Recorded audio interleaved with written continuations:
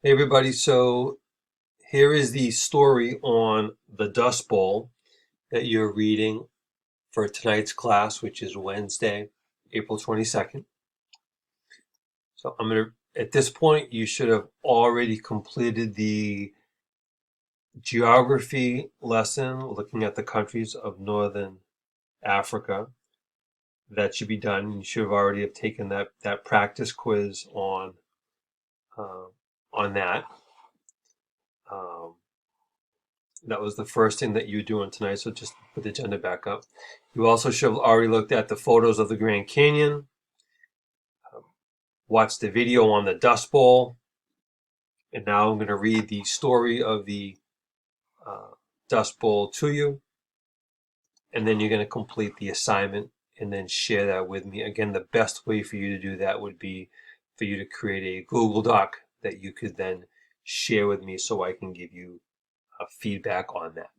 So let's get going here. So The Dust Bowl by Jessica McBurney, 2018.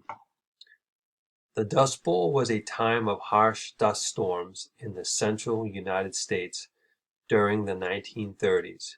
In this informational text, Jessica McBurney discusses the causes of the Dust Bowl and how Americans were impacted by this period of dust storms. As you read, take notes on what contributed to the Dust Bowl. On the afternoon of April 14th, 1935, young Irene Thompson looked up in horror. A huge black cloud that covered the sky was racing towards her. It wasn't a thunderstorm, and it wasn't smoke. It was dust. Before Irene could do anything, the flying dirt became so thick that she could not find any of the buildings on her own farm.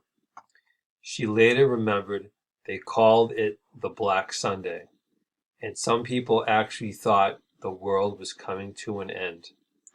Another man recalled it looked like a wall of dirt coming at us 500 to 1,000 feet high. Black Sunday was one of the worst dust storms in American history, during a time known as the Dust Bowl. However, it was definitely not the only storm. For almost 10 straight years, between 1930 and 1940, high winds and terrible dust storms destroyed most of the farms and towns in the Great Plains, a region of flat lands that runs through the central United States. What was the Dust Bowl?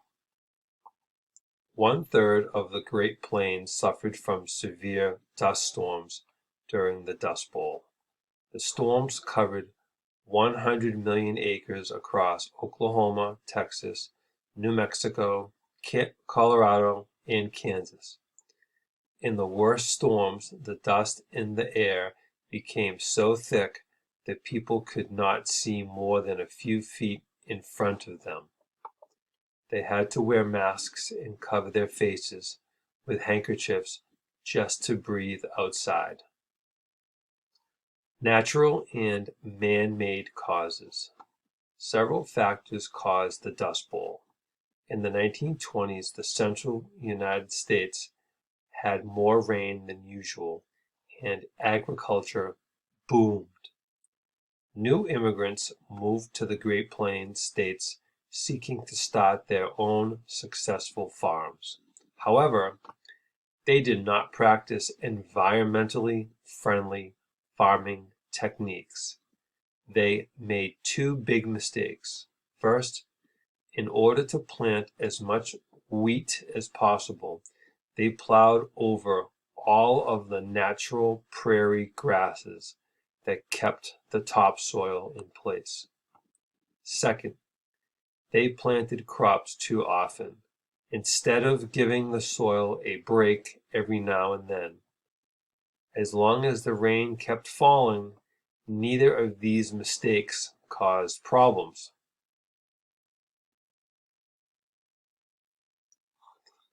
But in 1930, the rain stopped coming. The soil became dry, loose, and unable to support crops. This drought would have been bad enough for farmers, but then strong winds picked up across the Great Plains. Those winds picked up all of the dry soil and sent it flying. People called these strong dust storms black blizzards, which could sometimes last for 1 or 2 days straight. Dusty refugees. Farming families realized they could not stay in the Great Plains. Their houses and belongings were always dirty. The dust blew into their lungs and made them sick, and their farms were unproductive. They could not afford to stay. Thousands of families packed up their lives and moved west to find work. Immigrants from the plains were called Okies because most came from Oklahoma. Many headed all the way to California because they heard California had good agricultural jobs. However, the whole United States was suffering from an economic crisis, and California's farms did not have room for many new workers. Okies did manage to get away from the thick dust storms, but they could not escape unemployment and poverty. Families who stayed faced a never-ending layer of dirt in their houses. Irene Thompson's family stayed in Kansas throughout the Dust Bowl. She remembers constantly cleaning dirt out of her kitchen and bedrooms, and she recalls how many people got dust pneumonia from all of the flying dirt. People tried to continue on with life as usual, going to school and inviting friends over for dinner, but they never knew when or where they would be trapped by a dust storm. Ending the Dust Bowl. The Dust Bowl did end eventually. The United States government realized that it had to encourage farmers to practice more responsible farming techniques. The Soil Conservation Service studied the land and came up with some ways to preserve the earth in the future. The agency also worked with farmers to develop farming methods that were better for the soil. A group of government employees planted trees throughout the region to restore root networks and keep the dirt stuck to the ground. By 1938, the amount of dust blowing around had been reduced by 65%. In 1939, large amounts of rain came and ended the drought. Most farmers returned to the area to reclaim their farms. This time, they had better ideas of how to care for the environment around them. If another drought came, they knew their new farming techniques would help prevent another natural disaster like the Dust Bowl. And remember, when you're reading, if it gives you a little footnote after a word, that means down at the bottom for that same number. So here, agriculture, there's a 1 right here. It gives you the definition, the science or practice of farming.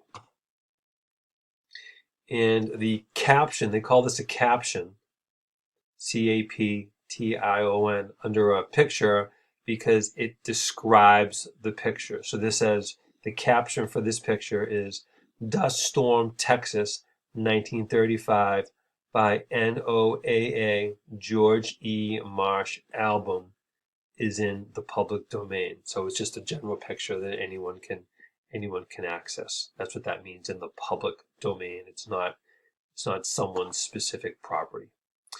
So now I'd like you to try and read the story independently by yourself, and you can also watch this video again if you need to, and then try and complete that assignment, and then share that assignment with me, and I would be happy to give you some feedback. So good luck with the assignment.